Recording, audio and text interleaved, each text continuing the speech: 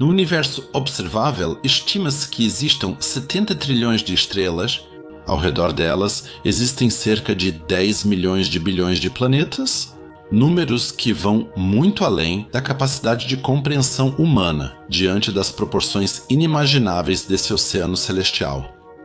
Nosso pequeno lar, Sol, nesse contexto, não passa de uma mancha quase imperceptível na tela do universo. Desde o início da astronomia, os seres humanos exploram as estrelas desse mar cósmico.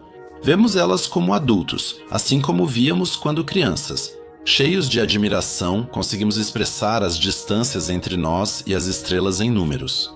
Mas será que compreendemos realmente a verdadeira dimensão das distâncias interestelares ou intergalácticas quando adultos? Provavelmente apenas um pouco mais do que na nossa infância. E uma pergunta intriga as pessoas desde que as estrelas começaram a se refletir em seus olhos e a capacidade de raciocinar e compreender passou a fazer parte de suas mentes. Ao olhar para esse universo de luz, nos perguntamos se existem outros seres habitando a grande escuridão do cosmos, se estamos prestes a nos juntar a uma união galáctica de civilizações prontos para dar o próximo passo da evolução, tornando-nos uma espécie interestelar e, quem sabe, um dia até mesmo intergaláctica. Seres vivos que habitam ao redor das estrelas, que terraformam planetas conforme sua vontade, deixando para trás antigas reivindicações territoriais e de soberania. Ou talvez tenhamos que nos conformar com uma ideia bem diferente, inquietante e perturbadora. Não existem outros. Estamos sozinhos neste cosmos que parece infinito. Só existimos nós e mais ninguém. Mas diante da imensidão do cosmos e da infinidade de estrelas e planetas, talvez essa afirmação seja um pouco pessimista, não é? Ou deveríamos desistir da esperança de encontrar outra espécie tecnológica e inteligente no universo e aceitar que estamos sozinhos?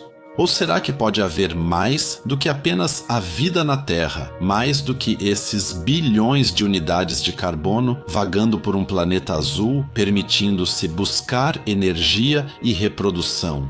Ocupar um período de existência insignificante em escala universal e, temporariamente, observar, compreender e descrever o universo. Hoje, vamos abordar a questão de saber se as estimativas otimistas sobre outras formas de vida no universo que encontramos na mídia não deixam de lado argumentos científicos demais. O que dizem os astrônomos e exobiólogos sobre extraterrestres? Existe um otimismo geral compartilhado ou devemos dar lugar a um realismo científico que não vê a resposta para a pergunta das perguntas de forma tão otimista? Qual é a probabilidade da abiogênese, o surgimento da vida a partir da matéria morta? Queremos investigar essas questões e nos aproximar de uma resposta com a ajuda de explicações da astronomia, da biologia e da lógica. Então, vamos começar e abordar a questão de saber se o planeta Terra talvez seja o único corpo celeste no universo com vida.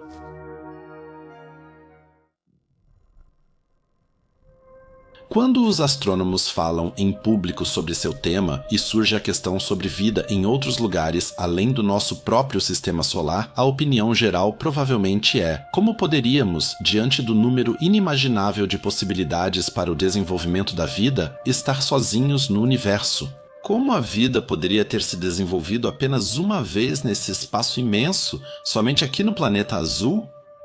Essa é uma opinião defendida por muitos cientistas e apresentadores de televisão, por muitas celebridades e pessoas conhecidas. Não queremos aqui refutar ou criticar opiniões, mas sim analisar alguns trechos de pontos de vista de personalidades conhecidas e respeitadas em suas áreas. Em primeiro lugar, o astrônomo alemão Joseph M. Gassner e o astrofísico e cosmólogo norte-americano Neil deGrasse Tyson. Para que o vídeo não dure várias horas, vamos nos contentar com trechos mais curtos de suas declarações. As entrevistas e mesas redondas completas estão disponíveis na descrição do vídeo. Eu faço o meu melhor para sempre manter as declarações em seu contexto. Mas como estamos lidando com trechos menores, infelizmente não dá para evitar que eles sejam um pouco tirados do contexto da conversa. Vamos começar com Joseph M. Gassner. Eles provavelmente existem, certo? Como você vê isso? Só pela estatística, no fim é como ler borra de café. Mas se eu considerar só a estatística e pensar em quantos candidatos potenciais existem para planetas parecidos com a Terra só aqui na nossa galáxia. Então, eu tenho mais a sensação de que se a vida conseguir realmente se estabelecer em algum lugar, então essas estruturas evolutivas que se tornam possíveis, essa mudança, essa adaptação, isso é praticamente impossível de parar. Então, o primeiro passo é realmente o mais difícil, o grande obstáculo, porque precisam existir essas combinações incrivelmente improváveis para que, em algum lugar, algo esteja vivo. Gassner acredita, portanto, que a vida, uma vez estabelecida, evolui mais ou menos inevitavelmente. Quanto ao desenvolvimento futuro da vida, nem Lesch nem Gassner podem contribuir com algo a respeito. Mas vamos dar uma olhada do outro lado do Atlântico e ver o que Neil deGrasse Tyson tem a dizer sobre isso. Qual é o seu melhor palpite? Meu melhor palpite é que o universo está repleto de vida. O universo bem e a nossa galáxia em particular. Nossa galáxia serve como um exemplo para outras galáxias. Ela está repleta de vida. Ele estima que o universo está simplesmente repleto de vida.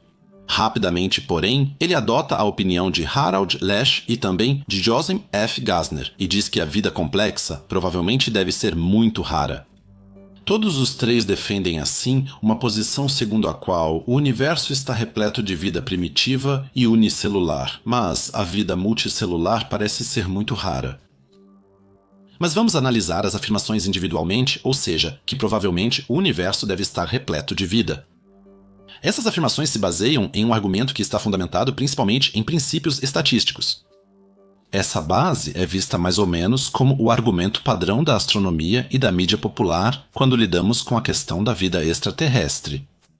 Devido aos muitos bilhões de estrelas só na nossa Via Láctea, o desenvolvimento da vida certamente teria que ter ocorrido várias vezes. Mesmo que a chance disso seja pequena, ainda assim deveria haver muitos casos de vida em nossa galáxia. Frequentemente, esse argumento é apoiado pela observação de que muitos exoplanetas são encontrados na chamada zona habitável, ou seja, aquela região em um sistema estelar onde não é nem muito quente nem muito frio, e a água, por exemplo, pode existir em forma líquida. Esse argumento se baseia unicamente na posição perfeita do nosso próprio planeta no sistema solar e na suposição de que a vida foi criada aqui e que esse processo, logicamente, deveria se repetir também em planetas de outros sistemas estelares. Frequentemente, esse argumento se baseia unicamente no fundamento estatístico dos muitos bilhões de estrelas e planetas e na probabilidade de que, só por isso, a vida deve se desenvolver. Aparentemente, esse argumento é muito plausível. Mas é justamente essa afirmação que traz um equívoco fatal, a ideia de que parece muito plausível que a vida surja. O desenvolvimento da vida a partir de matéria morta é chamado de abiogênese. Esse é um termo que vamos analisar mais de perto em seguida e que é de importância central para este vídeo. Mas não poderia ser que, desde o início, a probabilidade do surgimento da vida já fosse tão pequena e mínima? Que ela supera e torna insignificante o número de possibilidades para essa abiogênese, essa quantidade incrivelmente alta de mundos. Se considerarmos a probabilidade do surgimento da vida como sendo de 1 em 1,7 bilhões, isso é 1 seguido de 42 zeros. Assim, diante dessa improbabilidade extrema, a chance de um universo cheio de vida, como imaginam Gassner e Tyson, simplesmente se desfaz. Então, a vida na Terra seria o único exemplo de sucesso, e nós não teríamos consciência de quão verdadeiramente únicos e especiais somos, porque a nossa visão do universo é frequentemente apresentada de forma super otimista. Séries de ficção científica como Jornada nas Estrelas ou Guerra nas Estrelas costumam ter uma visão antropocêntrica de civilizações extraterrestres. E acham que a vida no universo quase que inevitavelmente deve seguir o exemplo dos seres humanos. Mas, mais do que isso, muitos têm uma espécie de perspectiva terrazêntrica sobre o desenvolvimento da vida. A biogênese deve ocorrer da mesma forma que na Terra, pois não conseguimos imaginar a vida no universo de outra maneira. Esses argumentos antropocêntricos e terrazêntricos nos confundem? a visão sobre as condições físicas realmente existentes em sistemas estelares distantes e sobre a astronomia que é realmente praticada nas instituições do mundo, longe do sensacionalismo da mídia e do alarmismo. Esse mal-entendido e o terracentrismo nos aparecem. Por exemplo, quando Sean Carroll retuita uma declaração do multibilionário Elon Musk no Twitter, que faz referência a um artigo do New York Times, e afirma que a ciência mais recente suspeita da existência de bilhões de civilizações alienígenas no universo. Especificamente, este artigo também aborda o componente temporal da existência de civilizações extraterrestres, e que temos dificuldades para encontrá-las porque elas estão fora do nosso alcance ou entram e saem do palco da civilização em períodos diferentes do nosso. Carroll, como professor de astrofísica na Universidade da Califórnia, respondeu que a probabilidade de vida estaria mais na faixa de 1 para 10 elevado a 100, ou seja, tão improvável que um planeta com vida como a Terra seria praticamente único. Nesse ponto, Musk comete um erro que acontece com muita frequência e que todos nós já cometemos pelo menos uma vez. Ele pega o que está escrito em um artigo de jornal acessível a todos, interpreta de forma muito literal e transforma isso em uma afirmação geral, que por sua vez é lida por milhões de seus seguidores e depois aplicada de forma incorreta à astronomia. No artigo original dos astrônomos Adam Frank e Woodruff T. Sullivan, eles partem do pressuposto de que na nossa Via Láctea poderiam ter existido cerca de 6 vezes 10 elevado a 10 civilizações, ou seja, cerca de 60 bilhões delas. Os resultados deles se referem à constatação de que as civilizações existiram, ou seja, a Via Láctea, por exemplo. Musk, no entanto, está se referindo ao artigo de jornal e não ao artigo científico. Indica o número de civilizações existentes no universo atualmente existente e apresenta uma imagem errada da astronomia e do estudo de civilizações extraterrestres em geral. Embora o número de estrelas no cosmos pareça infinito, planetas semelhantes à Terra possam ser encontrados em toda parte, e esses fatores inclinem o ponteiro da probabilidade a favor de um universo repleto de vida. No entanto, não devemos cometer o erro de cair na mesma armadilha de plausibilidade desse argumento compreensível e bastante lógico, como fez Elon Musk com sua declaração. Sem saber qual é a probabilidade real da abiogênese, ou seja, um número de fato, ou pelo menos ter uma afirmação que indique quantas vezes a vida poderia ter se desenvolvido, digamos, em 100 milhões de corpos celestes semelhantes à Terra. Posições como as de Musk não apenas distorcem a imagem da ciência, mas também pintam um quadro muito mais positivo do que realmente é. Musk chega até a supor que trilhões de espécies capazes de se comunicar devem existir. No entanto, precisamos lidar aqui com algo muito mais fundamental, a probabilidade da abiogênese. Ou seja, qual é a probabilidade de que, a partir de uma série de substâncias, condições planetárias e reações químicas ocorrendo juntas, surja matéria capaz de se auto-organizar e se replicar, ou seja, de gerar descendentes. Como estamos sendo críticos aqui e simplesmente não conhecemos a probabilidade do surgimento da forma mais fundamental de vida, poderíamos mover o ponteiro da probabilidade de 1 em 1 septilhão para 1 em 1 bilhão a qualquer momento, sem que isso mudasse em nada o nosso nível de conhecimento. Mas, acima de tudo, não podemos esquecer de uma coisa. Entre o surgimento da vida e o aparecimento de uma espécie dotada de razão, há bilhões de anos de evolução. Mas e se a probabilidade da abiogênese for tão baixa que até mesmo a existência de um segundo planeta com vida no universo seria uma completa exceção? Vamos agora, no próximo capítulo, abordar a questão da probabilidade do surgimento da vida. O que precisamos quando lidamos com as chances do surgimento da vida? No último capítulo, lidamos com o argumento estatístico de que o grande número de estrelas no universo corresponderia, em teoria, a um grande número de planetas habitados. Para isso, porém, precisamos de duas informações concretas: o número de mundos habitáveis no cosmos, ou seja, os locais potenciais para a vida em geral, e a probabilidade de que a vida surja a partir da matéria inanimada, a abiogênese. De qualquer forma, já descobrimos bastante sobre o número potencial de mundos habitáveis no cosmos. No início de abril de 2022, por exemplo, foi anunciado que mais de 5.000 exoplanetas foram encontrados. Embora esse seja um número alto de planetas extrasolares, precisamos ter uma coisa em mente. Desses, provavelmente apenas poucos planetas são semelhantes à Terra. E quantos mundos habitáveis realmente existem entre eles, considerando as muitas condições ideais aparentemente necessárias para a vida, deve ser um número extremamente pequeno. Ainda assim, a astronomia, pelo menos, nos dá uma estimativa aproximada aqui, então podemos supor que deve haver planetas que estão na zona habitável e possuem algumas características semelhantes às da Terra. Mas isso nos diz algo sobre a probabilidade da biogênese, em vez de nos perdermos em especulações sobre as possibilidades de vida em outros planetas, vamos analisar o que realmente sabemos sobre a origem da vida. Com base nisso, construiremos todos os outros argumentos. Basicamente, podemos dizer o seguinte: o termo abiogênese descreve a formação de moléculas orgânicas a partir de moléculas inorgânicas. Ou, de outra forma, expressando em uma suposição cientificamente ultrapassada o surgimento de seres vivos a partir de matéria previamente inanimada. Na biologia também se fala em evolução química. Segundo os cientistas, isso começou já no Adarikun, há cerca de 4 bilhões de anos, e levou pelo menos 3 a 4 bilhões de anos até que os primeiros seres vivos multicelulares surgissem. Assim, a maior parte da história da vida foi escrita por formas de vida muito simples, chamadas unicelulares. A vida multicelular só surgiu durante a chamada explosão da vida no Cambriano, há 600 milhões de anos, células se uniram formando vida multicelular. Com isso, a vida na Terra passou a ter muito mais possibilidades. E formas de vida incrivelmente estranhas e que parecem extraterrestres se espalharam pelo planeta, mas a maioria delas já está extinta. Mas será que poderíamos fazer um vídeo inteiro só sobre a explosão cambriana?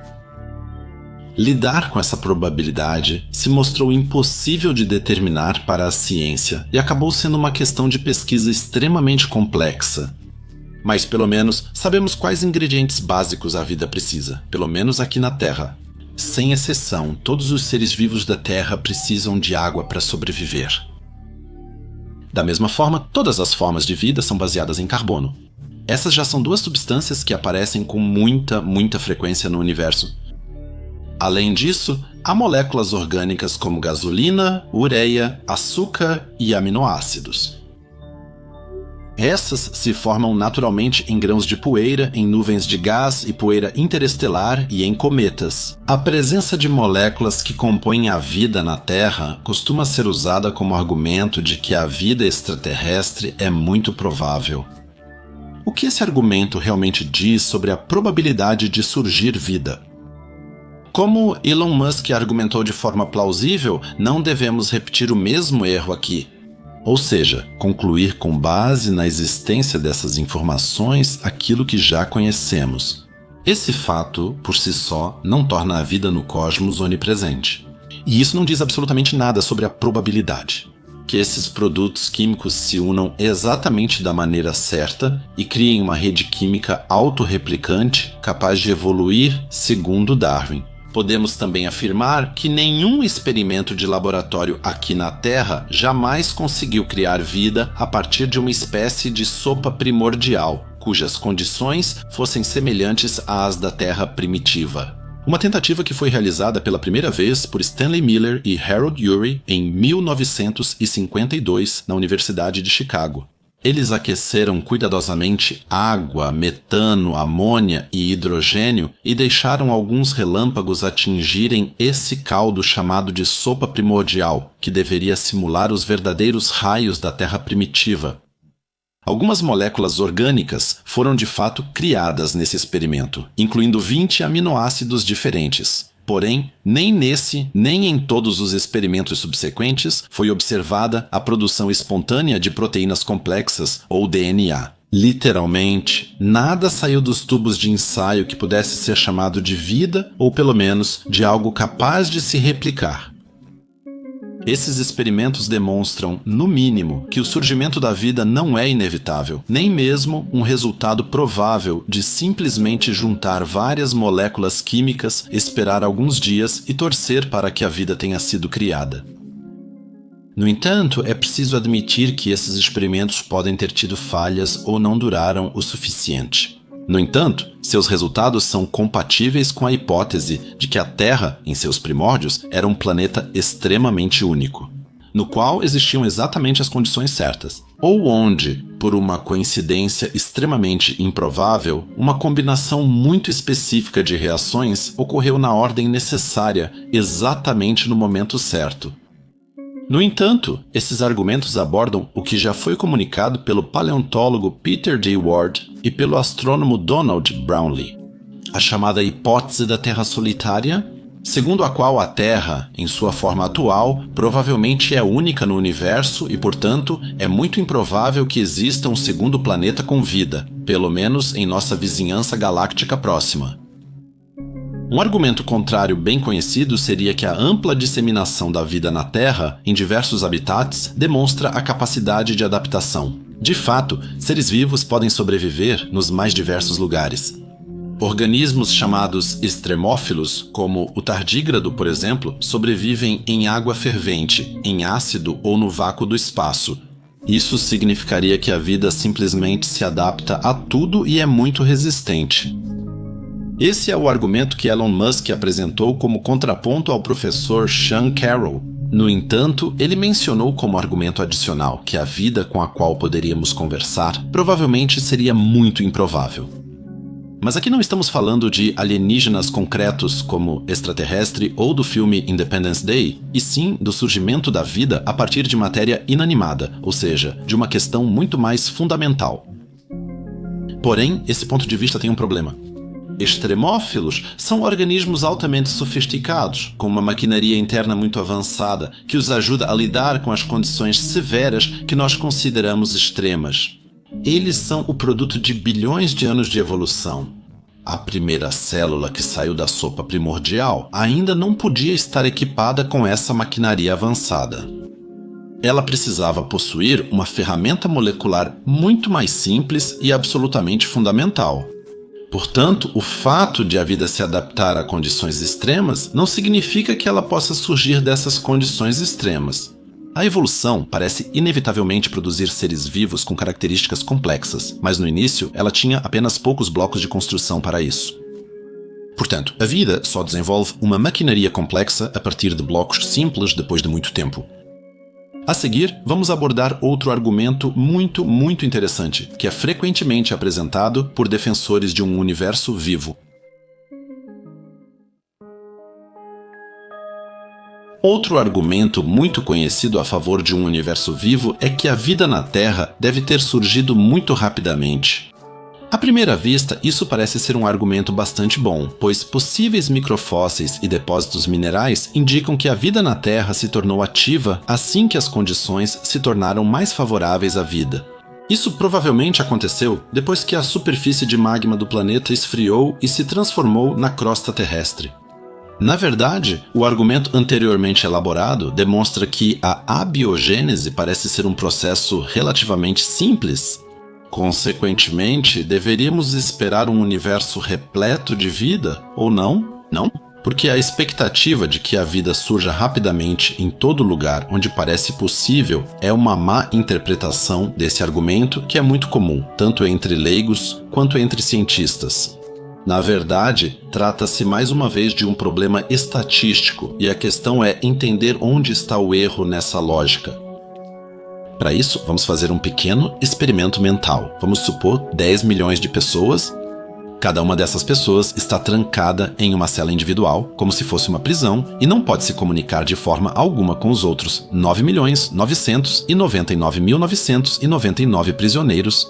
Ninguém sabe da existência do outro, e cada um parte do princípio de sua própria perspectiva, que está sozinho ou é apenas um entre muitos. Cada sala possui uma mudança de sexo. O prisioneiro recebe um clipe de papel que ele pode usar para arrombar a fechadura da porta. Para isso, cada um tem 60 segundos. Se alguém não conseguir arrombar a fechadura dentro desse período, será simplesmente morto.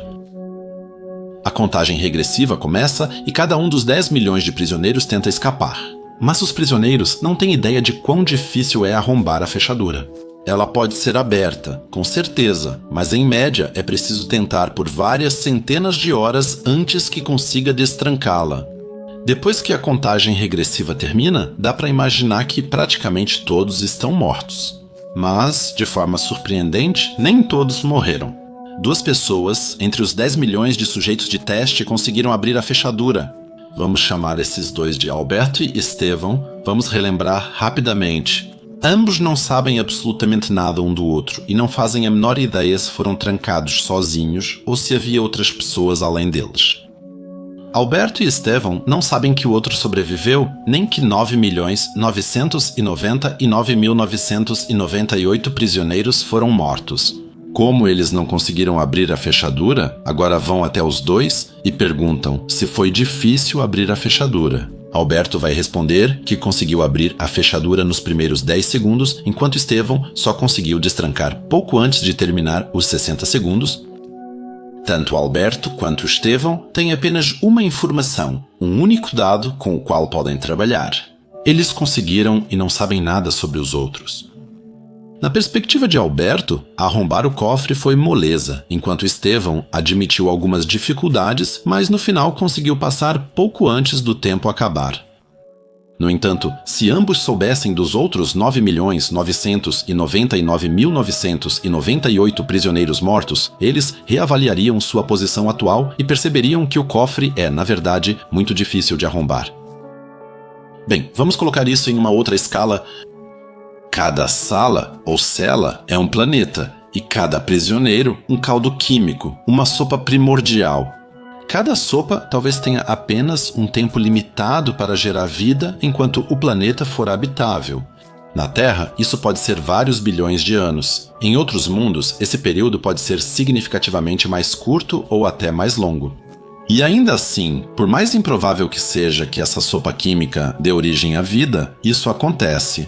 Então, nós somos Alberto ou Estevão. A Terra é aquela que passou pelo buraco da fechadura. Do nosso ponto de vista, parece que a vida na Terra se desenvolveu naturalmente. Parece ter sido fácil, porque conseguimos isso até muito rapidamente. E os outros, nós simplesmente não sabemos se a fechadura é fácil. E existem milhões ou até bilhões de mundos habitados no universo, apenas esperando para serem descobertos por nós. Ou se estamos completamente sozinhos e ninguém mais conseguiu ou consegue abrir a fechadura e passar por ela.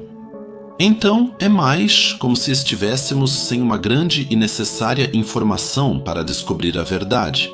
Também poderíamos ser uma exceção estatística, como Alberto ou Estevão, e não representar a maioria dos fracassos. Em um cenário assim, com uma abiogênese muito improvável, o tempo necessário para o surgimento da vida nos planetas tende a se distribuir de forma uniforme, sendo que não podemos conhecer nem o intervalo de tempo, muito menos os próprios planetas onde isso poderia acontecer. Para isso, recorremos mais uma vez à nossa comparação com as pessoas trancadas em uma sala. Se repetirmos o experimento infinitas vezes e perguntarmos aos prisioneiros quanto tempo levaram para abrir o cadeado, as tentativas se distribuiriam de forma uniforme em uma linha do tempo, desde quase imediatamente até o tempo máximo necessário. Esse resultado matemático seria: isso foi sugerido em 1998 pelo economista Robin Hansen e é fácil de provar analiticamente. Um início precoce da vida em um planeta é, portanto, tão provável quanto um início tardio. No caso da nossa Terra, um início tardio é até mesmo excluído, porque o desenvolvimento de hominídeos, que andam sobre 2 pés, como nós, não teria acontecido de outra forma. Mas o fato de que a vida se desenvolveu tão cedo na Terra não oferece nem um grama de informação sobre isso.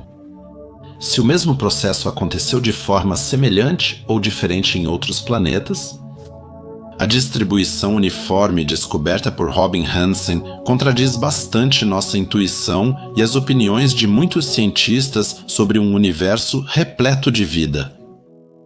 Vimos que a probabilidade de um início precoce ou tardio da vida, com tentativas potencialmente infinitas, se distribuiria de forma uniforme ao longo do tempo. Também vimos que a existência de organismos extremófilos leva muito tempo para acontecer e que as primeiras formas de vida provavelmente eram muito simples. E descobrimos que o grande número de estrelas não indica necessariamente a existência de vida se a probabilidade do surgimento da vida for extremamente baixa. A questão sobre a origem da vida também tem a ver com o que nós, seres humanos, esperamos da vida extraterrestre.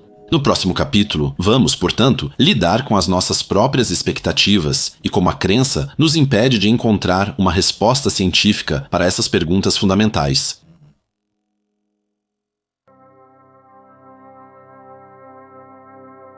Imaginem que eu fosse visitar vocês e os obrigasse a fazer uma aposta. Vocês teriam que apostar todas as suas economias em duas opções: ou que o universo está repleto de planetas habitados, ou que estamos sozinhos no cosmos.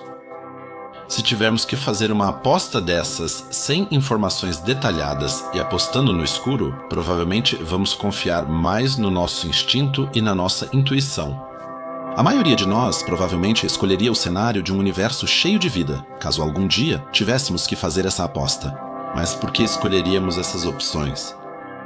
Uma força bastante orientadora é o chamado princípio da mediocridade. Tendemos a pensar que nossas experiências são típicas e que as regras e desenvolvimentos existentes em nosso planeta se aplicam a tudo em todo o cosmos. Mas isso também pode nos enganar quando pensamos na questão de outras formas de vida no universo? Em busca de outro planeta, onde o milagre da abiogênese finalmente aconteceu, assim como aconteceu na nossa Terra? Como vimos até agora, não pode haver respostas certas ou erradas para essa pergunta. E é por isso que muitas pessoas escolhem um caminho que nossa espécie já encontrava muito antes do início da nossa gênese cultural. Diante da falta de conhecimento, muitos decidem acreditar. Mas o que é acreditar? O famoso astrônomo da Administração Nacional da Aeronáutica e Espaço, Carl Sagan, disse certa vez: em certo sentido, a crença acontece na ausência de fatos. Pessoalmente, não quero aqui dizer a ninguém no que ou em quem acreditar, nem quero iniciar um discurso religioso. Esse é um lado da fé. Muitas pessoas acreditam em um Deus monoteísta e muitas outras culturas têm vários deuses ou seres superiores em que acreditam. Mas não devemos cometer o erro de confundir a crença em um Deus com a questão sobre extraterrestres. Um Deus é, por definição, algo em que se deve acreditar, pois do contrário, ele não existe. A questão sobre uma segunda abiogênese, no entanto, toca um núcleo científico e pode ser abordada com os métodos do pensamento lógico. Chegamos ao cerne do problema. Se não houver provas contundentes, na minha opinião, é um erro querer manter a crença até que surjam provas irrefutáveis algum dia. Quando nos aproximamos da questão de saber se estamos sozinhos no universo, é necessário manter a mente aberta? Neste vídeo, não excluímos a existência de formas de vida extraterrestres, nem decidimos definitivamente que não existe mais ninguém além de nós. A ciência existente e a busca por extraterrestres são compatíveis, tanto com a ideia de um universo povoado, quanto com a noção de um cosmos hostil à vida, no qual os seres vivos da Terra representam uma exceção única e atípica. E, mais uma vez, quero enfatizar, é e continua sendo fundamental que sejamos abertos em relação a essa questão.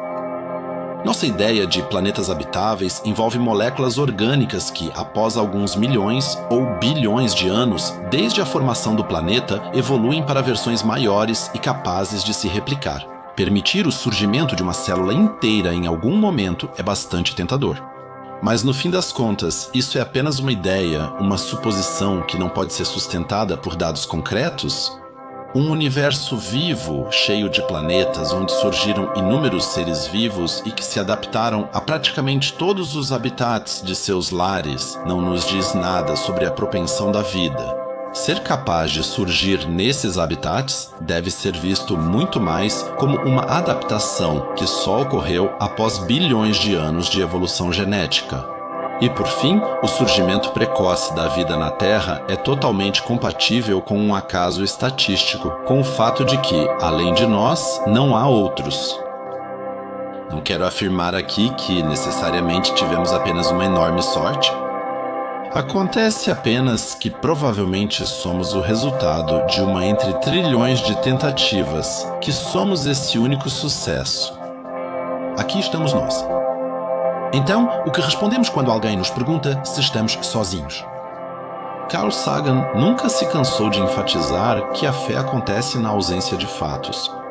Todo cientista, toda pessoa neste planeta que afirma que existe vida em outros planetas faz essa afirmação a partir de uma posição de fé e não de uma perspectiva de observações comprovadas ou de argumentações estatísticas.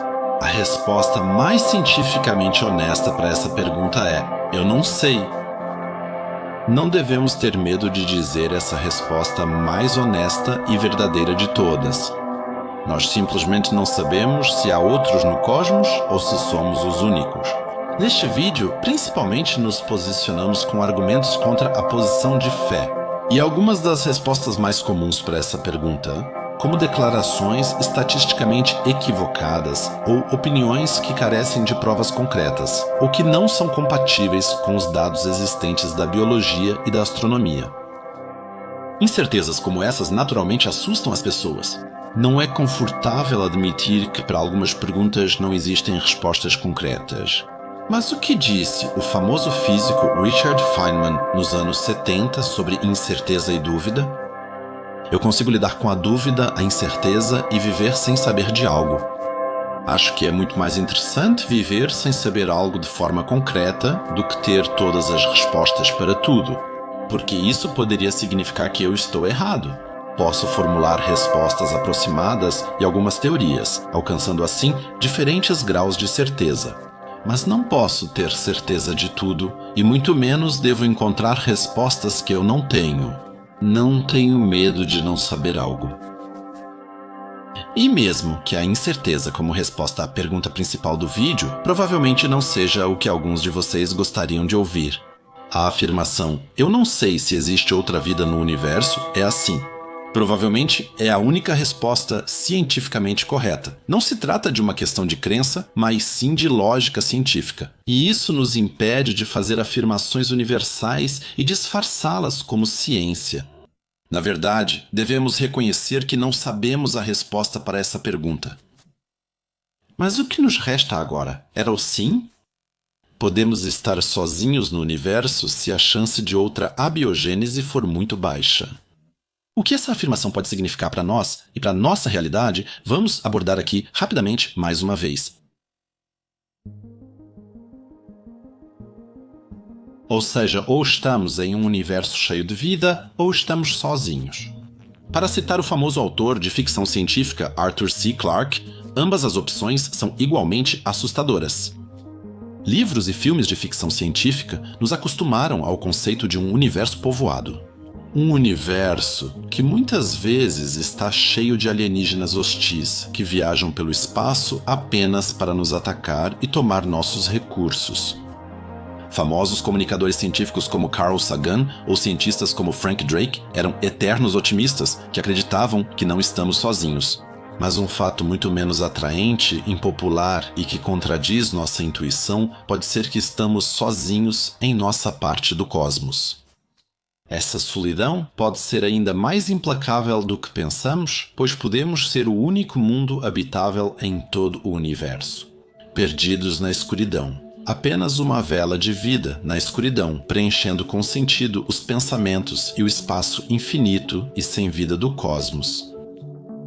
Que responsabilidade é viver e agir neste único lugar, neste único planeta?